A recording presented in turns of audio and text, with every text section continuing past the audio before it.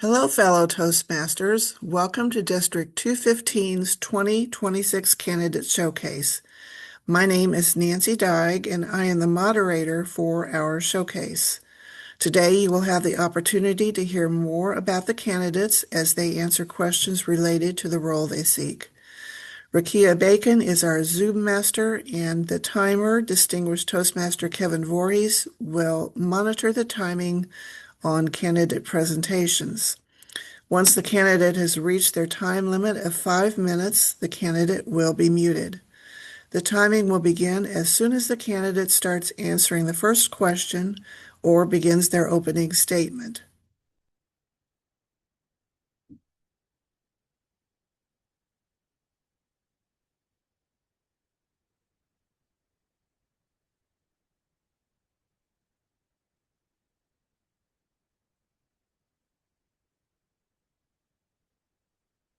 Can we do a sound check?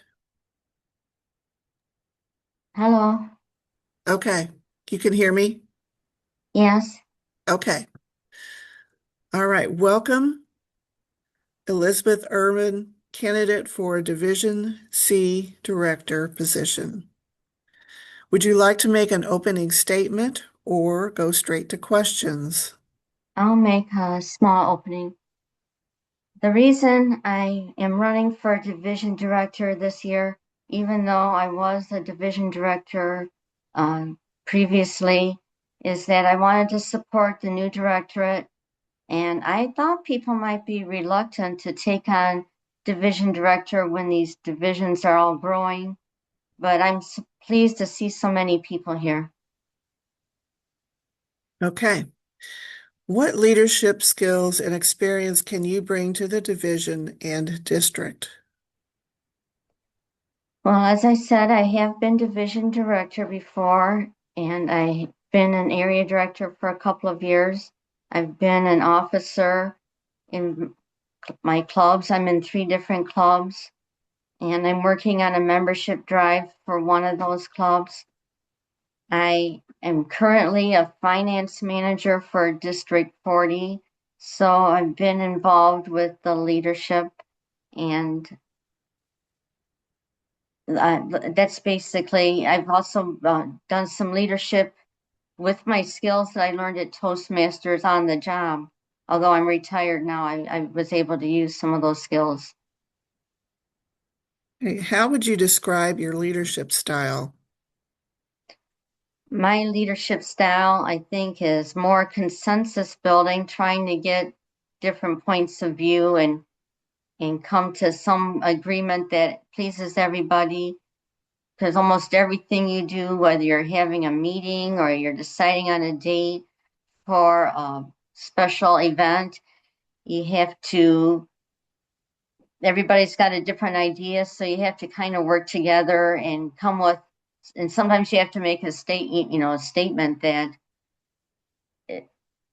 and just make a decision if there's some are going one way and some are going the other way. But I like to try to get agreement amongst the different people involved. Okay. Describe a successful team that you have led. Well, one uh, team that I led was to have a recognition dinner last year in well, it was in the fall of 24. Have a recognition dinner, and we had a team, and we had to pick a date again. People you usually have these events on a Saturday or a Sunday, and we ended up having it on a Friday evening because that's just what worked best for everybody.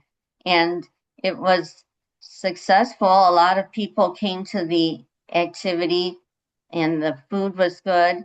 I had helpers to hand out the agenda and helpers to make the presentation and to make the slides to give the different awards and to figure out who was getting an award. So it all went together and we had a great event.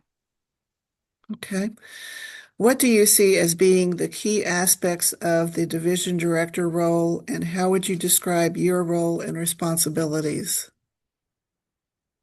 Well, not just having oversight over the area directors and the certain events you have every year, but also you're responsible for the clubs themselves and trying to encourage members to renew and trying to encourage clubs to be successful. Sometimes they need help just getting enough members or having enough activities or improving their PR. And sometimes they're a little further along, but they still need help to have better priorities or to try to do things to get people to speak more or whatever. So I'm I'll try to work with the different clubs and the different area directors working with their clubs. Okay. How would you handle a situation where one of your area directors is not fulfilling their role satisfactorily? Suppose the deadline for the area reports is approaching and one of your area directors is behind in submitting the report. How would you handle this situation?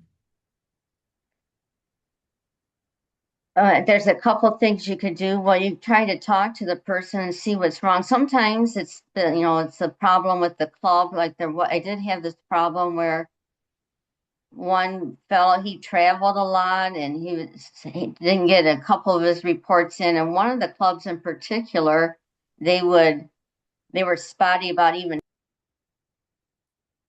Thank you for your time, Elizabeth.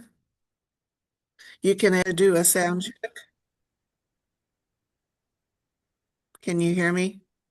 Yeah, I can hear you. Yes. Okay, great. All right. Welcome, Division C Director Candidate Rick Willer. Would you like to make an opening statement or go straight to questions? I would just like to thank you for the opportunity. And now I'm ready for questions, All Nancy. right. What leadership skills and experience can you bring to the division and district? One leadership skill that I can bring is I've had a lot of experience with mergers and acquisitions. And I think that particular skill is very important right now because we're going into a brand new area here with combining up the two divisions. And I've had a lot of positive experiences with that I can draw on. And I think that's maybe the number one leadership possibility that I can bring. There are a lot of other ones as far as teams. I've worked with teams a lot. And in fact, I had one promotion that I received that was associated with an acquisition, and I had 6 direct reports. And I think that sort of experience is going to assist me as well. Okay. How would you describe your leadership style? My leadership style is partially dependent on this situation, but if I can get input and buy-in, that is my primary source of leadership style. But there are certain instances where you cannot do that, where a decision needs to be made. And I have the ability and to know when that needs to be done. So it's basically two types of leadership styles. Okay. Describe a successful team that you have led. The one actually I just mentioned, where I where the health system that I was part of, where they were acquired by another health system. And I did a presentation about the acquisition.